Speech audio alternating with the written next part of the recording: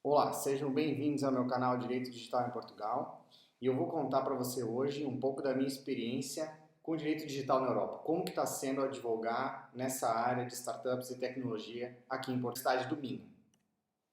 Em novembro do ano passado, em novembro de 2018, eu participei de um evento gigante que tem aqui em Portugal, que se chama Web Summit. Não sei se você já conhece, mas se você não conhece ainda, não custa você entrar no site para dar uma olhada. É um evento fantástico, reúne startups do mundo inteiro. Você tem startups da China, da França, dos Estados Unidos, vem muita gente do Brasil também, e fica todo mundo concentrado naquele ecossistema de inovação e é realmente muito interessante. Então, só para você ter uma ideia, eu entrei em contato com mais ou menos aí 50 startups naquele evento, é uma feira gigante, enfim.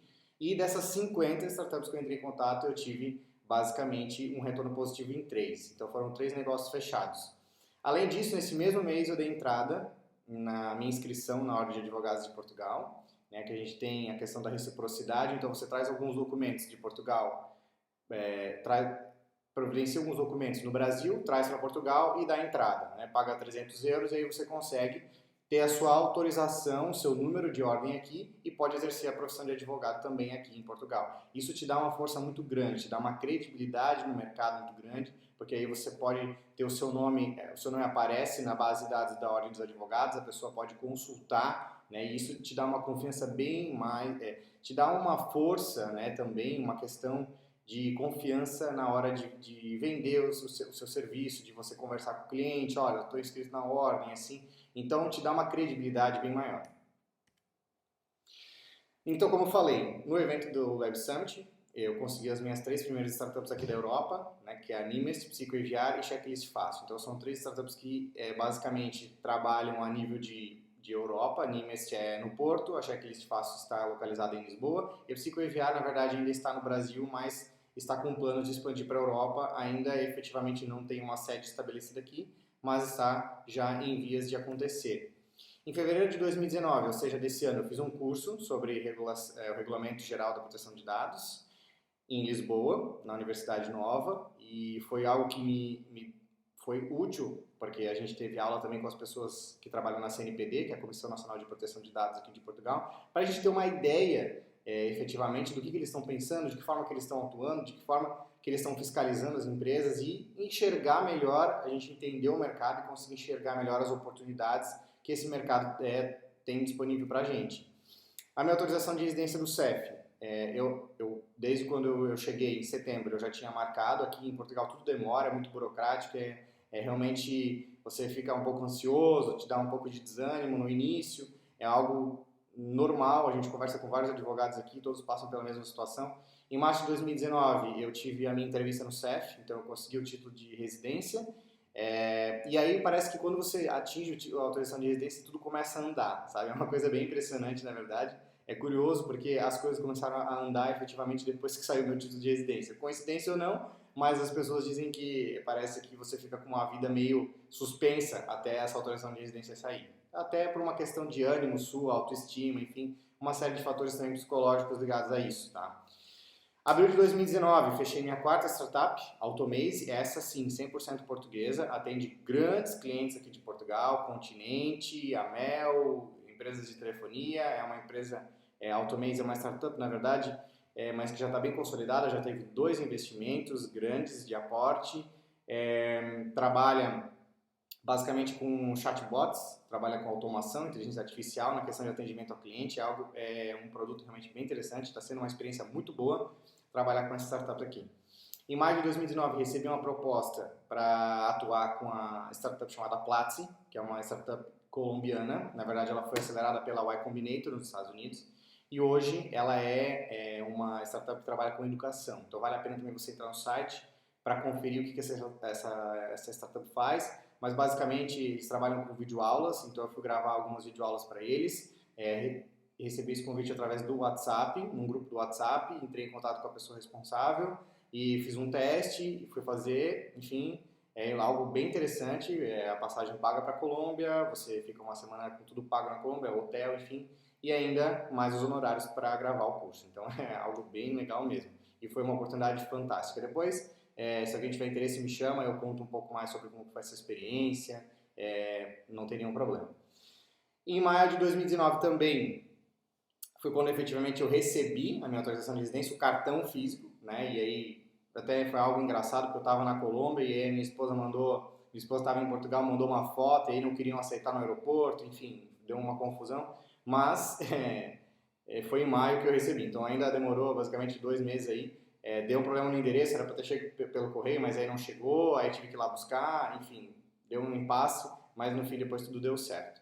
Hoje, trabalho com 9 startups aqui em Portugal. Então, as 5 anteriores que eu já tinha mencionado, mais 4, que é a FlyZap, Meduse, Pekka IoT e Bot. Essas 4 startups também são todas de Portugal. Pekka IoT do Porto, FlyZap de Braga, Meduse de Lisboa e a Bot do Porto. Pekka IoT de Lisboa também. Então, mas o que eu faço com essas startups? Para você entender, tem mercado? Né, Thiago, o que tu faz com esses caras? Que tipo de trabalho que você entrega? Então vamos lá. Primeiro eu vou te mostrar esse panorama, que é uma pesquisa feita pela Startup Hubs aqui da Europa. Em Portugal e Espanha nós temos 14 mil startups. Em geral, na Europa inteira, como um todo, nós temos mais de 800 mil. O grande foco está em Londres, no Reino Unido, em torno de 400 mil, onde você tem Irlanda ali, Dublin, tudo junto. Um ecossistema muito forte. Depois a gente tem algo muito forte também na França, mas, como você pode ver, existe um mercado bom para ser explorado aqui em Portugal e Espanha, então é algo bem interessante e realmente tem mercado. Aonde que a gente consegue atuar? Aqui em Portugal já houve 4 multas por causa do RGPD. Né? Uma foi o Hospital Barreiro, de Lisboa, e outras 3 empresas privadas. Isso que eles divulgaram na mídia, mas a gente sabe que já teve mais outras. Tá? Aqui está o link da notícia, depois se você quiser acessar e se inteirar um pouco melhor sobre como é que funcionam essas multas, de que forma que eles estão atuando, mas a CNPD está agindo em Portugal e as empresas precisam se preocupar em fazer diagnósticos de implantação para estar de acordo com a questão da privacidade e proteção de dados na RGPD. Então aí está uma oportunidade fortíssima para trabalhar aqui em Portugal. As pessoas estão aos poucos se conscientizando de que precisam fazer esse trabalho. Então quais são as oportunidades? Como eu falei, RGPD, ou GDPR em inglês, auditoria, consultoria. Aí você vai ter a questão de documentos jurídicos, você vai ter que revisar ou criar políticas de privacidade, fazer auditoria, fazer relatórios. Então tem essa oportunidade, dar treinamento, que aqui eles chamam de formação, que é algo que também é muito válido para a questão de uma possível futura fiscalização a nível de proteção de dados. Na questão de startups, o que eu posso trabalhar? Documentos jurídicos, proteção de sócios, proteção da propriedade intelectual, os contratos que ele vai ter com os funcionários ou com os prestadores de serviço, a questão de confidencialidade, né?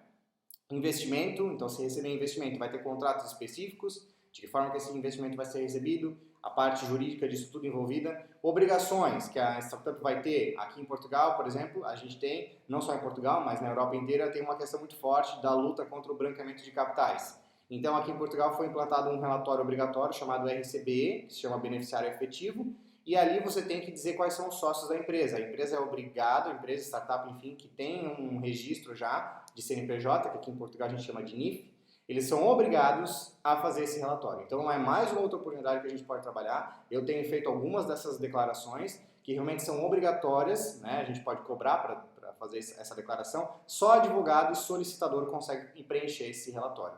Então, ou os contabilistas fazem uma parceria com os advogados, né? Ou com os solicitadores, porque só o certificado digital desses 2 profissionais são habilitados no portal do RCBE para conseguir preencher esta declaração. Então, é algo bem importante, bem interessante para a gente também a nível de oportunidade. E você pode cobrar um valor, né, para fazer o preenchimento desse relatório, que é obrigatório, senão a empresa é multada. Eles têm um prazo agora até outubro, já foi estendido 2 vezes o prazo, porque o sistema ainda está com uma série de problemas, mas se a empresa não envia até o prazo, que a princípio eu acho que agora não deve mais ser prorrogado, já foi prorrogado 2 vezes, se depois de outubro não enviou, pode ocorrer fiscalização e a empresa pode ser multada. E aí o que a gente pretende é a questão da consultoria. Eu trabalho muito no consultivo aqui, no preventivo, né? O contencioso, judicial, litígio, ir para tribunal, ainda não tive a oportunidade de trabalhar nessa questão de direito digital. Acredito que quando surgir vai ser talvez algo mais administrativo inicialmente, que é talvez alguma situação da própria CNPD, alguma multa, algum tipo de recurso, avaliar se a multa está consistente, se não tem alguma irregularidade, alguma coisa assim, que é também uma oportunidade muito boa para nós, porque a GDPR é muito subjetiva em alguns pontos. Então a gente consegue atacar uma série de coisas, a gente consegue discutir uma série de coisas, o que é tratamento de dados, o que não é, né? E o que pode ser considerado, interpretado, uma parte pode interpretar de um jeito, a outra interpreta de outra, e aí a gente consegue trabalhar nessa questão como advogado. Além disso, você pode trabalhar com DPO. Aqui na Europa está surgindo uma figura chamada DPO as a Service, que é, na verdade, o DPO como um serviço. Então, você vende isso como serviço. Por exemplo, se você tem uma empresa no Brasil que quer atuar na Europa, obrigatoriamente eles têm que ter um DPO aqui na Europa, né, que tenha domicílio aqui. Então, você pode vender isso como serviço, né, para eu ser o teu DPO, o teu representante aqui. E aí, quais são as responsabilidades? Isso a gente vai falar em alguns cursos que eu vou disponibilizar. A gente vai ter um curso agora recentemente, depois eu vou dar o link para você acessar. Mas, para você entender melhor o que o DPO faz, quais são as responsabilidades dele, mas é realmente uma oportunidade muito bacana. Além disso, se você não quiser se aventurar como eu na questão de autônomo, trabalhar autônomo, né, você pode trabalhar como funcionário em grandes escritórios, mas já te adianto que o salário varia de 1.000 a 1.500 euros. Tá? Nessa questão aí, te digo por experiência porque eu mesmo já estive pesquisando, já estive olhando, mas eu realmente prefiro trabalhar por conta. Tá? Só para te dar uma ideia, a gente consegue trabalhar, por exemplo, aqui com startups, uma mensalidade de 100 a 150 euros por mês. Se você tiver aí 10 startups atendendo, você já consegue um salário mensal de 1.500 euros. E você trabalha autônomo, você faz o seu horário, você tem a flexibilidade, é muito melhor do que trabalhar para os outros, tá? Mas cada um tem a sua preferência. Mais uma oportunidade excelente. Aqui em Portugal saiu umas notícias absurdas. Clínicas recusaram cuidados a doentes que disseram não ao tratamento de dados pessoais. É exatamente um absurdo, tá? A gente vai explicar isso no curso que a gente está lançando agora, mas só para já adiantar, as clínicas não estão interpretando a GDPR corretamente. Não sabemos se tem algum advogado que está orientando eles dessa forma ou se eles estão interpretando do jeito errado por conta própria. Fato é que isso aqui é um problema e o advogado conseguiria resolver. Se ele visitar essas clínicas, se ele prospectar essas clínicas e conseguir efetivamente prestar um serviço para elas, eu pessoalmente já digo para vocês que tenho muita vontade de começar a prospectar clínicas. Eu ainda não tive tempo e braço para isso, mas eu pretendo em breve começar a prospectar clínicas porque são as que estão sendo mais afetadas e são as que têm mais dúvidas e mais problemas com relação à GDPR. São assim o foco, porque tem a questão dos dados pessoais, dados sensíveis, que são dados de saúde, então são as mais afetadas pela GDPR e a gente precisa dar um cuidado especial para elas. Então pretendo, em breve, nos próximos dias, nas próximas semanas, no próximo mês no máximo, começar a prospectar clínicas, tá? Que é efetivamente uma oportunidade gigante que a gente tem para trabalhar aqui em Portugal, na questão da proteção de dados, né? No geral, o que você tem que fazer também? Participar de cursos. Você vai ter que aprender todas as leis europeias. Aqui a gente tem diretivas e regulamentos. A gente vai ter um curso explicando o que é diretivo, o que é regulamento, qual é a diferença entre os dois. As leis portuguesas, você precisa conhecer elas, entender quais são, como que funciona, como é que é o Código Civil aqui, como é que é o Código de Defesa do Consumidor. Tudo isso é importante. O Código das Sociedades Comerciais, CSC. Os termos técnicos do mundo de TI são fundamentais, né? Eu já vou te mostrar quais são alguns que você precisa já começar a se ambientar, se antenar. E os termos de startups também, que é a linguagem que você vai conversar com as pessoas. Participar dos eventos e fazer networking eu não preciso nem falar. Você sempre tem que estar no meio de pessoas e principalmente desses empresários da tecnologia, para conseguir efetivamente entrar nesse mercado. Quais são os termos técnicos então, Thiago? Vamos lá. Linguagem de startups, você tem CAC, que é o custo de aquisição do cliente, churn, turnover, break-even, drag-along, tag-along, cap table, o que é fintech, health tech, edtech. Tudo isso, se você pesquisar, você vai achar o conceito. A gente está montando um curso que vai explicar cada conceito desse. Fica tranquilo, acompanha a gente no canal que você vai aprender cada ponto desse aí. Tá? Mas se você já quiser se antecipando, essas são algumas das palavras, tem muitas outras, a gente tem um dicionário, basicamente, de startups, que é a linguagem que esses empresários dessa área entendem, eles sabem disso. Algumas são métricas, de que forma que ele vai medir o seu desempenho. Então, isso é muito importante, você precisa saber isso para trabalhar com eles. Termos técnicos de TI, basicamente, você tem que saber o que é blockchain, saber o que é criptomoedas, saber o que é IoT, internet das coisas, saber o que é um banco de dados, de que forma que isso trabalha com o software, de que forma que isso comunica, o que é uma API, né, ou brasileiro falando API, o que é isso, integração de sistemas, de que forma que isso funciona, né, de que forma tecnicamente, o máximo de detalhes técnicos que você conseguir extrair disso melhor. Cookies, o que são os cookies? Né? Não é bolacha, tá? Não é biscoito. É outra coisa. Então, o que isso significa? Essas coisas são fundamentais que você entenda para você conseguir atuar nessa área em qualquer lugar do mundo, não só na Europa. mas principalmente aqui, porque aqui estão todos familiarizados com esses termos. Te espero no próximo vídeo.